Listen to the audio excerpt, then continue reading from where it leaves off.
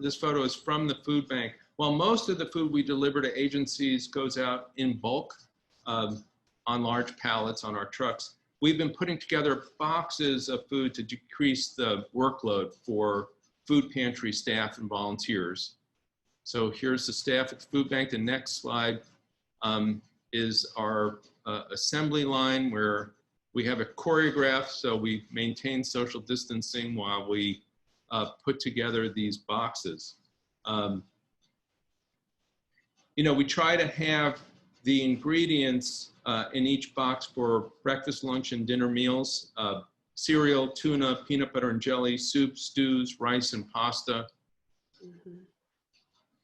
And then on the next slide, what you see is on the left, that is a pallet of food ready to go to the Olneyville Food Center, one of Tim's food pantries. On the right is a pallet of pre-boxed items to serve about 60 families. So they can be taken right off there and just each box handed to a family, and you know what they're getting because we showed you the inside of the box before. Here's a volunteer at one of our agencies.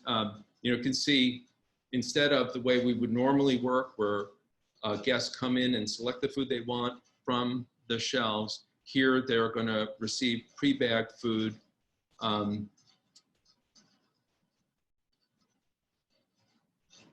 This photo is from the Martin Luther King Jr. Community Center in Newport, getting a donation of food from Blount Fine Foods. They donate soup and dinner, mac and cheese. It's a big help, since I mentioned that most of the food donations have gone away. So it's terrific when we get donations like this. Mm-hmm.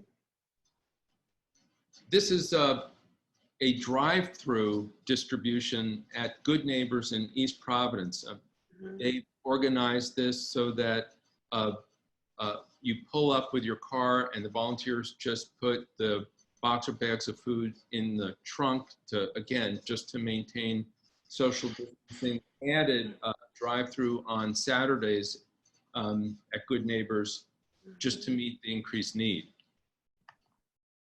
This is Good Neighbors volunteer bringing out fresh produce for the folks who are driving up. And many of our agencies will add fresh produce to what families are getting, in addition to the staples like you saw in the box. Mm-hmm. At Good Neighbors, many of the people who come for food assistance do not have a car. This gentleman took the bus, and he will be able to take as much food as he can carry back home. This is another drive-through distribution at the Lighthouse Food Pantry in Cumberland, loading into the trunk. And this is a shot of volunteers at the Pawtucket Boys and Girls Club. The Boys and Girls Club, of course, is closed, but they're providing food to their families, bags of food, and then also to the right, families would get our Meals for Kids boxes from the food bank. Thanks to a generous grant from Stop and Shop, we're able to put together a box of kid-friendly meals, close to a week's worth of meals for a child. And those, in the last 6 weeks, we've distributed about 10,000 of those Meals for Kids boxes. Kim, I see this looks like a shop. Like Olneyville, yeah. You can go. Sure. So this is one of our volunteers packing boxes. So normally the guests will come in, they'll check in, and then they'll go through the aisles with the volunteers and be able to sort of pick a certain number of different categories. So in many cases, we still unload it and then pack from there. So that's what this volunteer is doing. This is the outside of the Olneyville Food Center, so you can see people are waiting outside. mostly, you know, trying to be 6 feet apart, and they come just to the front door, and there's a table there where they can get their bags of food. And that's right on the corner of Manton Avenue. This is the inside. This is one of our volunteers still packing bags. You see, it's not a huge space, so with the deliveries, you know, it's nice to have a multiple a week, because you really can't fit everything at once for the whole week.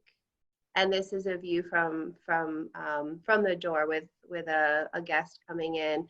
We do have some, we did order masks to hand out to any guests who come without them.